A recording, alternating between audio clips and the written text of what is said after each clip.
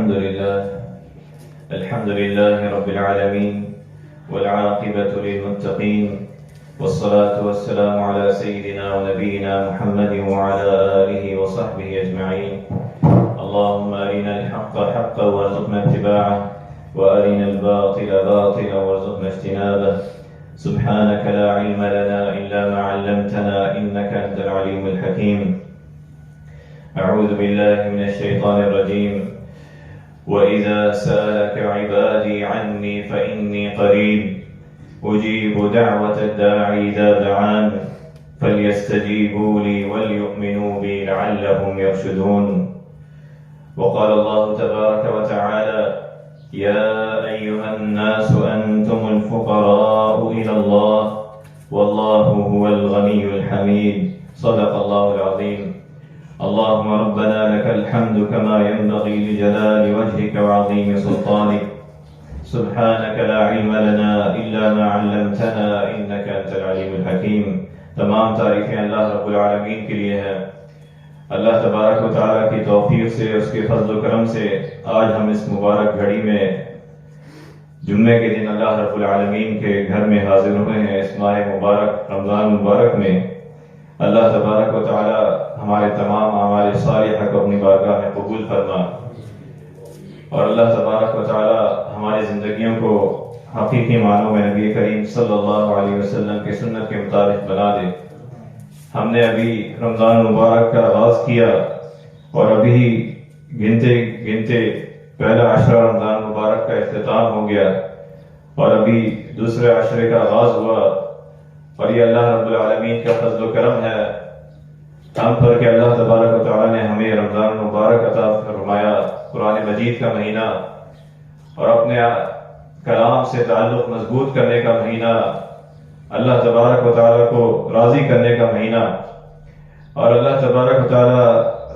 بار بار دنیا کی زندگی میں ہمیں ایسے مواقع عطا فرماتا ہے کہ ہم جب دنیا میں مشغولیات میں اللہ تبارک و تعالیٰ سے دور ہوتے ہیں، اسی میں ایک رمضان مبارک بہترین موقع ہے ایک بندہ مومن کے لیے کہ وہ کس طرح اپنی پوری زندگی کو رمضان مبارک کی طرح بنائے. یہ ایک ٹریننگ کا موقع اللہ تبارک و تعالیٰ نے دیا اور فرمایا سورہ بقرہ کی آیات میں کہ یہ مہینہ قرآن کا مہینہ ہے اور قرآن جو ہے وہ تمام انسانوں کی ہدایت کے لیے آیا ہے. ہدی للناس وبینات من الہدی والفرقان. اللہ تبارک و تعالیٰ نے انسانوں کو پیدا فرمایا، انسانوں کے ساتھ امتحان رکھا، آزمائش گاہ بنایا دنیا کی زندگی کو، اور انسانوں کو جو مصیبتیں بیماریاں دیں اس کے نتیجے میں اللہ تبارک و تعالیٰ نے انہیں ان مصیبتوں کو دور کرنے کا، ان بیماریوں سے شفایاب ہونے کا طریقہ بھی اللہ رب العالمین نے بتایا. اور حاجتیں اور ضروریات جو اللہ تبارک و تعالیٰ نے بتائیں، ان حاجات اور ضروریات کو مانگنے کا بھی اللہ تبارک و تعالیٰ نے ہمیں طریقہ بتایا. خصوصاً اس ماہ مبارک میں، رمضان مبارک میں جو اللہ رب العالمین کی رحمت کا مہینہ، عفو و درگزر کا مہینہ، مغفرت کا مہینہ ہے، تو فرمایا کہ میرے بندے جب آپ سے میرے متعلق پوچھیں وَإِذَا سَأَلَكَ عِبَادِي عَنِّي فَإِنِّي قَرِيبٌ، تو آپ کہہ دیں کہ بے شک میں قریب ہوں. اجیب دعوت الداعی اذا دعان، کہ میں پکارنے والے کی پکار سنتا ہوں جب وہ مجھے پکارتا ہے، مجھ سے مانگتا ہے. فَلْيَسْتَجِيبُوا لِي وَلْيُؤْمِنُوا بِي لَعَلَّهُمْ يَرْشُدُونَ، تو لازم ہے کہ وہ میری بات مانیں اور مجھ پر ایمان لائے تاکہ وہ ہدایت پائیں. اس آیت سے پہلے اللہ رب العالمین نے رمضان مبارک کا ذکر کیا کہ وہ مہینہ قرآن کا مہینہ ہے، اور اس آیت کے بعد بھی اللہ رب العالمین نے رمضان مبارک کے حوالے سے احکامات بیان فرمائے. تو اس آیت میں اللہ تبارک و تعالیٰ فرماتے ہیں کہ میرے بندے جب آپ سے میرے متعلق پوچھے تو آپ انہیں بتا دیں کہ میں قریب ہوں. جب اپنی حاجت کو، جب اپنی ضرورت کو، جب کوئی تکلیف ہو اور وہ مجھے پکارے تو میں اس کی پکار کو ضرور قبول کرتا ہوں. اور دوسری جگہ فرمایا اے لوگوں، یا ایھا الناس انتم الفقراء الی اللہ، کہ اے لوگوں تم اللہ کے محتاج ہو. انتم الفقراء الی اللہ، سب کے سب اللہ کے محتاج ہو. واللہ هو الغنی الحمید، اور اللہ ہی بے نیاز اور خوبیوں والا ہے، واللہ هو الغنی الحمید۔ تو اللہ تبارک و تعالی اس بات کو پسند کرتا ہے کہ اس کے بندے اس سے امیدیں وابستہ کریں، اس کے سامنے ہاتھ پھیلائیں، اپنی تمام ضروریات اس کے سامنے کریں، اس سے سوال کریں، اپنے مشکلات اس کے سامنے بیان کریں۔ اللہ رب العالمین اس طرز کو پسند کرتا ہے، اور اپنے گناہوں کی معافی مانگیں، اور اسی طرز کا نام، اسی رویے کا نام دعا قرار دیا، جو آپ علیہ الصلوۃ والسلام نے فرمایا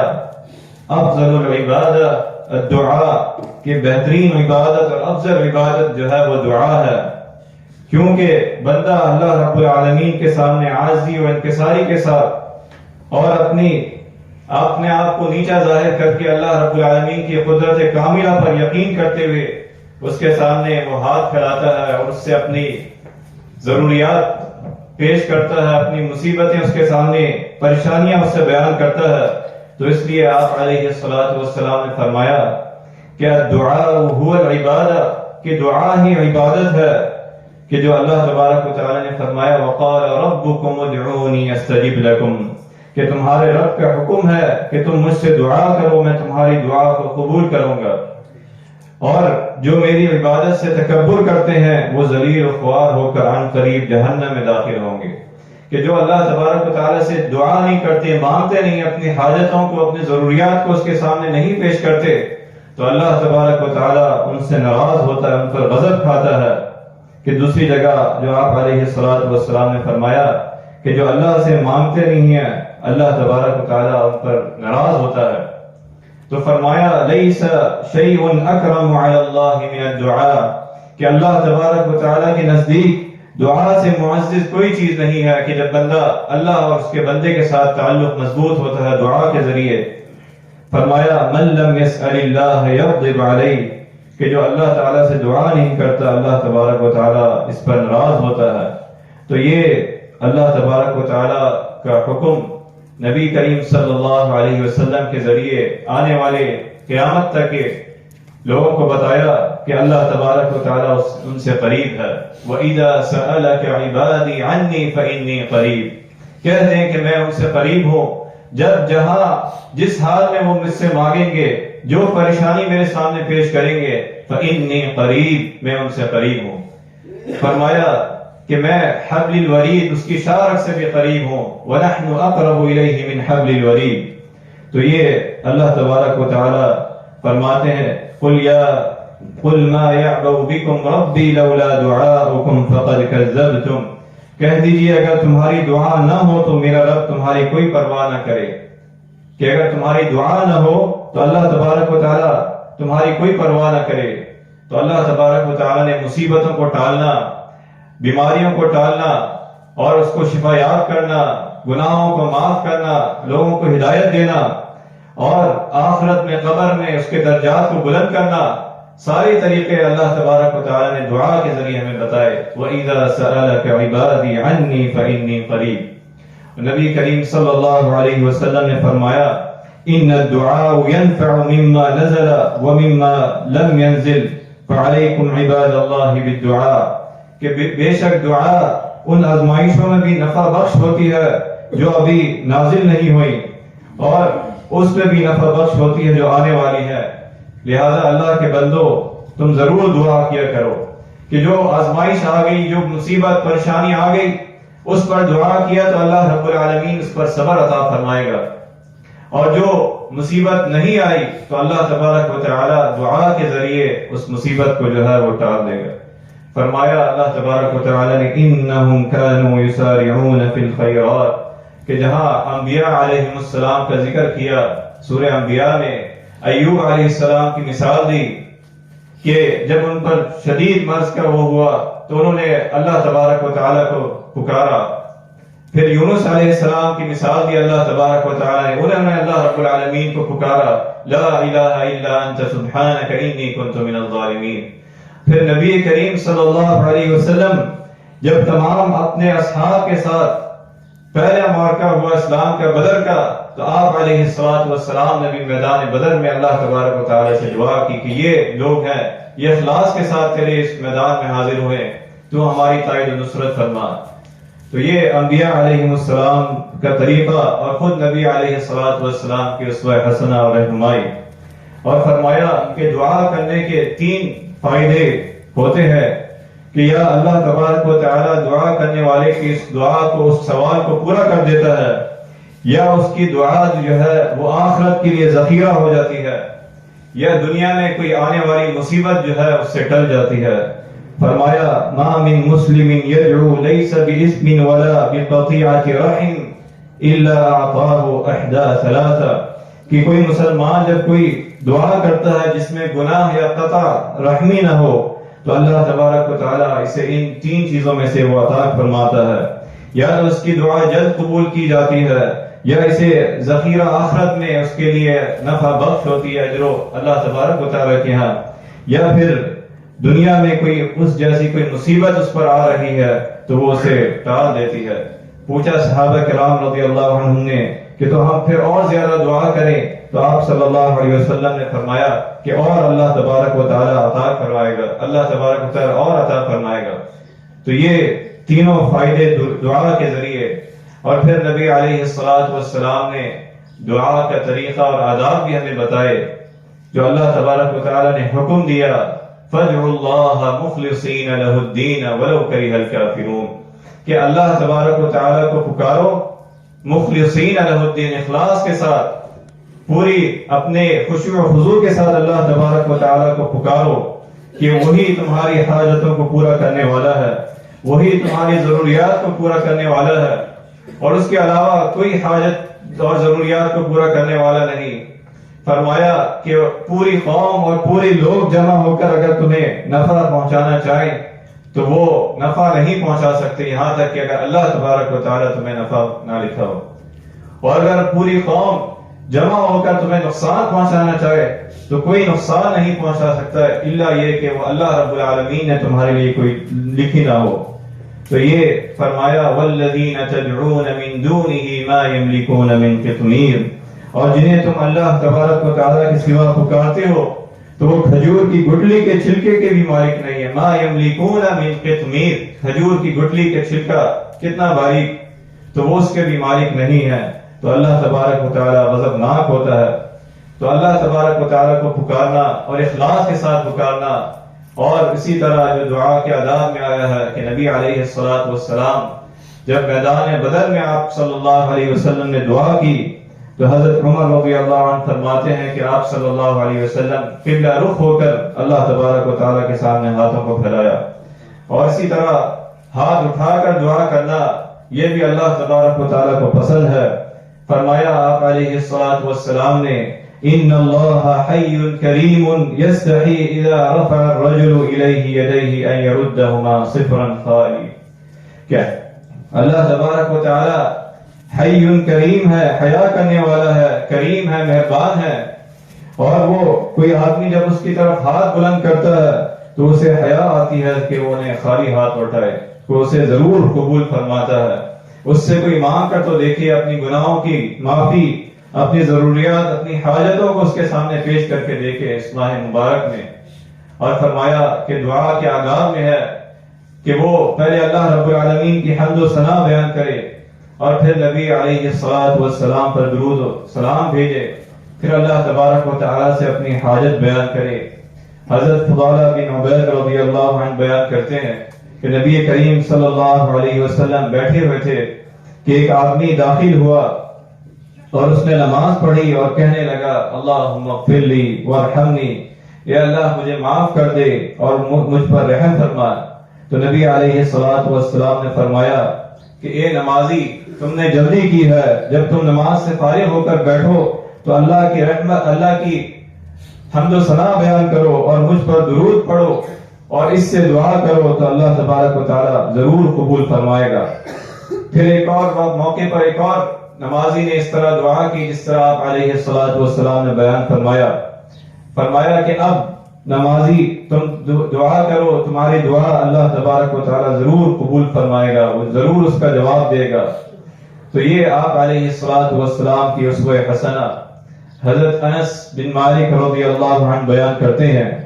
کہ ایک آدمی نبی کریم صلی اللہ علیہ وسلم کی خدمت میں حاضر ہوا اور پوچھا کہ کون سی دعا جو ہے وہ افضل ہے میں اللہ تبارک و تعالیٰ سے مانگوں، تو آپ صلی اللہ علیہ وسلم نے فرمایا صلی اللہ العفو والعافیہ، کہ اللہ تبارک و تعالیٰ سے عفو و درگزر کا سوال کرو، صلی اللہ العفو والعافیہ فی الدنیا والآخرہ، کہ اللہ تبارک و تعالیٰ سے دنیا و آخرت میں درگزر فرمائے اور عافیت نصیب فرمائے۔ اور وہ آدمی جب چلا گیا اور پھر دوبارہ اگلے دن اگلے موقع پر وہ آیا اور اس نے رسول اللہ صلی اللہ علیہ وسلم سے پوچھا، تو پھر آپ صلی اللہ علیہ وسلم نے فرمایا کہ اللہ تبارک و تعالیٰ سے عافیت مانگو، اگر تمہیں دنیا و آخرت میں عافیت دے دی جائے تو تم کامیاب ہو جاؤ گے۔ تمہارے پاس مال ہے، مال کی کمی ہے یا زیادتی ہے، تمہارے پاس صحت ہے، عافیت ہے، عافیت کے ساتھ یہ ساری چیزیں جو ہیں وہ بھلائی ہیں دنیا آخرت کی۔ اور فرمایا اللہ تبارک و تعالیٰ سے حضور و قلبی کے ساتھ، عاجزی و انکساری کے ساتھ اللہ تبارک و تعالیٰ سے دعا کرو تو وہ ضرور دعا کو قبول فرمائے گا۔ ادعوا اللہ وانتم موقنون بالاجابہ، فرمایا کہ تم اللہ تبارک و تعالیٰ سے اس طرح دعا کرو کہ تمہیں قبولیت پر پورا یقین ہو، اور یہ جان لو کہ اللہ تبارک و تعالیٰ وہ دعا قبول نہیں کرتا جو غافل ہو اور لاپرواہ دل سے نکلے۔ تو اللہ تبارک و تعالیٰ کے ساتھ پورے یقین کے ساتھ کہ وہی ہماری دعا کو قبول فرمائے گا۔ یہ نہ ہو کہ ہم اس طرح دعا کریں کہ جب فرمایا کہ جب تم میں سے کوئی شخص دعا کرے تو یہ نہ کہے کہ اللہ اگر تو چاہے تو مجھے معاف کر دے، بلکہ پورے یقین کے ساتھ کہ اللہ مجھے معاف کر دے، تو ہی غفور الرحیم ہے، تو ہی معاف کرنے والا ہے، تو ہی میری ضروریات کو، میری حاجتوں کو پورا کرنے والا ہے، میری حاجتوں کو پورا فرما۔ تو اللہ تبارک و تعالیٰ اسے ضرور پورا فرمائے گا، اگر اس کے لیے خیر ہوگی، اس کے لیے بھلائی ہوگی۔ اگر اس کے لیے خیر نہیں ہوگی تو اللہ تبارک و تعالیٰ کی اس کے علم میں ہے، اس کی حکمت میں ہے کہ اسے مؤخر کر دے گا۔ فَعَسَىٰ أَن تَكْرَهُوا شَيْئًا وَهُوَ خَيْرٌ لَكُمْ، کہ اگر تم کسی چیز کو جو ہے کراہیت کرتے ہو، برا جانتے ہو، وَهُوَ خَيْرٌ لَكُمْ، وہ تمہارے لیے بہتر ہوتی ہے۔ اور فرمایا دوسری جگہ وَعَسَىٰ أَن تُحِبُّوا شَيْئًا وَهُوَ شَرٌ لَكُمْ، تم کسی چیز کو پسند کرتے ہو، فوراً حاصل کرنا چاہتے ہو، لیکن اس میں شر ہوتی ہے، تو اللہ تبارک و تعالیٰ کی حکمت میں ہے، وہ لطیف ہے، وہ خبیر ہے، اس کی مشیت میں ہے کہ وہ بندے کے لیے خیر ہے یا شر ہے، تو اللہ تبارک و تعالیٰ اسے مؤخر کر دے۔ پھر فرمایا کہ دعا جو ہے بار بار کرنا اور اس سے مایوس نہیں ہونا، کہ فرمایا کہ بندہ جب کسی گناہ یا قطع رحمی کے بغیر دعا کرے تو اللہ تبارک و تعالیٰ اسے قبول فرماتا ہے، اور اس سے مایوس نہیں ہونا چاہیے کہ میں نے بار بار دعا کی اور وہ قبول نہیں ہوئی، بلکہ ایک مسلمان کا یہ رویہ کہ وہ ہر حال میں اللہ تبارک و تعالیٰ سے دعا کرے، خوشحالی میں بھی اور تنگی میں بھی۔ وَإِذَا مَسَّ الْإِنسَانَ الضُّرُّ دَعَانَا لِجَنبِهِ أَوْ قَاعِدًا أَوْ قَائِمًا، کہ جب انسان کو کوئی تکلیف پہنچتی ہے تو ہمیں پکارتا ہے بیٹھے ہوئے اور کھڑے ہوئے، پھر جب اس کی تکلیف کو اسے دور کر دیتے ہیں تو وہ ایسے ہو جاتا ہے جیسے گویا اس کی کوئی تکلیف سے کبھی آئی نہیں، اس پر کوئی تکلیف۔ فَلَمَّا كَشَفْنَا عَنْهُ ضُرَّهُ مَرَّ كَأَن لَّمْ يَدْعُنَا إِلَىٰ ضُرٍّ مَّسَّهُ۔ پھر اسی طرح آپ علیہ الصلوۃ والسلام نے فرمایا کہ تم اپنے اوپر، اپنے اہل و عیال کے لیے، اپنی اولاد پر بد دعا نہ کرو، یہ بھی کوئی قبولیت کا وقت ہوتا ہے تو اللہ تبارک و تعالیٰ کے یہاں ہاں ہو جاتی ہے۔ تو اپنے اوپر یا اپنی اولاد پر بد دعا نہ کرو، کہ ایک موقع پر حضرت انس رضی اللہ عنہ بیان کرتے ہیں کہ رسول اللہ صلی اللہ علیہ وسلم نے صحابی کی عیادت کے لیے گئے جو نہایت کمزور اور لاغر ہو چکے تھے، تو آپ صلی اللہ علیہ وسلم نے ان سے پوچھا کہ تم نے اللہ تبارک و تعالیٰ سے کیا سوال کیا تھا، کیا دعا کی تھی؟ تو فرمایا کہ میں نے اللہ تبارک و تعالیٰ سے یہ کہا تھا کہ تو نے جو سزا مجھے آخرت میں دینی ہے وہ اسے دنیا میں دے دے۔ تو آپ صلی اللہ علیہ وسلم نے فرمایا کہ عجیب بات ہے کہ تم اس کی طاقت نہیں رکھتے، تم نے یہ دعا کیوں نہیں کی ربنا آتنا فی الدنیا حسنہ وفی الآخرۃ حسنۃ وقنا عذاب النار، کہ اللہ تبارک و تعالیٰ مجھے دنیا میں بھی بھلائی عطا فرما اور آخرت میں بھی بھلائی عطا فرما، اور ہمیں آخرت میں وقنا عذاب النار اور جہنم کے عذاب سے ہمیں بچا۔ تو تمہیں یہ دعا کرنی چاہیے تھی، تو آپ علیہ الصلوۃ والسلام نے اس کے لیے دعا کی، ان کے لیے اللہ تبارک و تعالیٰ نے شفا دی۔ اسی طرح دعا کے اوقات میں اللہ تبارک و تعالیٰ نے جہاں یہ فرمایا کہ وَإِذَا سَأَلَكَ عِبَادِي عَنِّي فَإِنِّي قَرِيبٌ، جب میرے بندے آپ سے میرے بارے میں پوچھے تو انہیں کہہ دیں کہ میں قریب ہوں، میں اس کی دعا کو سنتا ہوں ہر حال میں، جب جہاں جس طرح وہ دعا کرے۔ لیکن دعا کے اوقات بھی آپ علیہ السلام نے فرمایا کہ ان اوقات میں زیادہ اہتمام کے ساتھ جب دعا کرے گا تو اللہ تبارک و تعالی ضرور، یہ قبولیت کے اوقات ہیں۔ فرمایا اقرب ما يكون العبد من ربه وهو ساجد فاكثر الدعاء، کہ بندہ اپنے رب کے سب سے زیادہ قریب اس وقت ہوتا ہے جب وہ سجدے میں ہو، تو اس وقت اللہ تبارک و تعالی سے کثرت سے دعا کرے، فاکثر الدعاء۔ اسی طرح فرمایا لا يرد الدعاء بین الاذان والاقامہ، کہ اذان اور اقامت کے درمیان دعا کو رد نہیں کیا جاتا۔ اور رات کے آخری پہر میں اللہ رب العالمین آسمان دنیا پر تشریف لاتے ہیں، فرماتے ہیں من یدعونی فاستجیب لہ من یسألنی فاعطیہ، کہ کوئی کون مجھ سے دعا مانگے میں اسے اس کی دعا کو قبول فرماؤں، کون مجھ سے سوال کرے میں اس کی حاجتوں کو، اس کے سوال کو پورا فرماؤں، کون مجھ سے مغفرت مانگے اور میں اس کی مغفرت فرماؤں۔ اسی طرح روزے دار کو افطاری کے وقت دعا کی قبولیت کا آپ علیہ السلام نے فرمایا کہ ان للصائم عند فطره دعوى ما ترد، بے شک روزے دار کی افطاری کے وقت ایک دعا ایسی ہوتی ہے جسے اللہ تبارک و تعالی رد نہیں کرتا۔ تو دعا ہر وقت ہر لمحے اپنی زبان سے اچھا کلمہ، دعائیہ کلمہ نکالنا، لیکن خصوصاً ان اوقات میں اللہ رب العالمین سے دعا کرنا تو اللہ تبارک و تعالی ضرور قبول فرمائے گا۔ پھر آپ علیہ السلام نے فرمایا کہ ایک مسلمان کے لیے اس کی غائبانہ دعا کرے تو اللہ تبارک و تعالی کے فرشتے اس کے لیے کہتے ہیں آمین ولک بمثلی۔ فرمایا کہ مسلمان کے اپنی بھائی کے لیے غائبانہ دعا قبول کی جاتی ہے، اور اس کے سر کے پاس ایک فرشتہ متعین ہوتا ہے کہ جب وہ اپنے بھائی کے لیے دعا خیر کرتا ہے تو وہ فرشتہ اس کے لیے کہتا ہے آمین، اور یہی خیر تمہیں بھی نصیب ہو۔ اس لیے ہم اپنے مسلمان بھائی کو ہمیشہ جب ملتے ہیں، ان سے جدا ہوتے ہیں تو ہم انہیں کہتے ہیں کہ آپ دعا میں یاد رکھیں کہ اللہ تبارک و تعالیٰ کے فرشتے، آپ مسلمان بھائی کے لیے دعا کرتے ہیں تو فرشتے آمین کہتے ہیں اسے بھی ویسا ہی عطا فرما۔ اور پھر آپ علیہ السلام نے فرمایا ثلاث دعوات لا ترد، دعوت الوالد لولدی ودعوت الصائم ودعوت المسافر، کہ تین دعائیں رد نہیں کی جاتی، اپنی اولاد کے لیے دعا، والد کی دعا اور روزے دار کی دعا اور مسافر کی دعا کو اللہ رب العالمین ضرور قبول فرماتا ہے۔ تو اللہ تبارک و تعالی نے انسانوں کو پیدا کیا، زندگی دی، الذی خلق الموت والحیات لیبلوکم ایکم احسن عملا، کون اچھے اعمال لے کر آئے گا۔ اور پھر اس میں ہم ایمان والوں کو اللہ تبارک و تعالی نے یہ موقع دیا، ماہ مبارک کا، قرآن کا موقع دیا، اور اللہ تبارک و تعالی نے انسانوں کے ساتھ مصیبتیں، پریشانیاں بھی رکھی، ان کی حاجتیں بھی رکھی، اور ان حاجتوں کو پورا کرنے کا، ان مصیبتوں کو ٹالنے کا ذریعہ بھی ہمیں بتایا کہ وہ ذریعہ جو ہے اللہ تبارک و تعالیٰ کو پکارنا ہے، وہ دعا ہے وَإِذَا سَأَلَكَ عِبَادِي عَنِّي فَإِنِّي قَرِيبٌ، کہ اللہ تبارک و تعالیٰ کہتے ہیں کہ جب میرے بندے مجھ سے آپ سے میرے بارے میں پوچھیں تو آپ کہہ دیں کہ میں قریب ہوں۔ تو یہ ہمارے اس ماہ مبارک میں اللہ رب العالمین سے اپنا تعلق مضبوط کرنے کا موقع، اور نبی علیہ السلام کی اسوہ حسنہ کہ ویسے زندگی کے ہر لمحے ہم اپنی زبان سے دعائیہ کلمات نکالیں، اپنے لیے، اپنے اولاد کے لیے، اپنے گھر والوں کے لیے، اور اپنے ہر قوم کے لیے، ہم اپنے ملک کے لیے دعائیہ کلمات نکالیں۔ لیکن خاص موقع پر اس مہینے میں اور اس دنوں میں جو اللہ تبارک و تعالی نے ہمیں عطا فرمائے، اور قبولیت کے اوقات میں، قبولیت کی گھڑی میں جو نبی کریم صلی اللہ علیہ وسلم نے رہنمائی دی کہ اللہ تبارک و تعالی ضرور قبول فرماتا ہے، اور اللہ تبارک و تعالی اس دعا کو، اس بد دعا کو بھی جو ہے اگر وہ ایسے وقت میں ہو جائے تو اللہ تبارک و تعالی سے اس لیے ہمیشہ جو ہے دعا کرنا، ہمیشہ اس سے اپنی زبان سے اچھے کلمات نکالنا،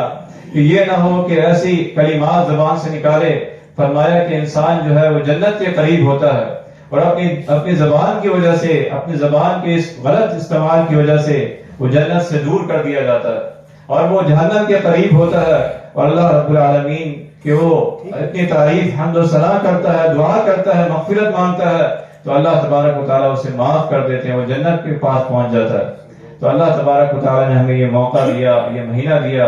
اللہ تبارک و تعالیٰ سے دعا ہے کہ اس مہینے کا ان دنوں کا صحیح معنوں میں حق ادا کرنے کی توفیق عطا فرما۔ اللہ تبارک و تعالی ہمیں دنیا و آخرت کی بھلائی عطا فرما، ہمیں عافیت عطا فرما، ہمارا تعلق قرآن مجید کے ساتھ مضبوط فرما، ہماری زندگیوں کو نبی کریم صلی اللہ علیہ وسلم کی سنت کے مطابق بنا دے۔ وآخر دعوانا الحمد للہ۔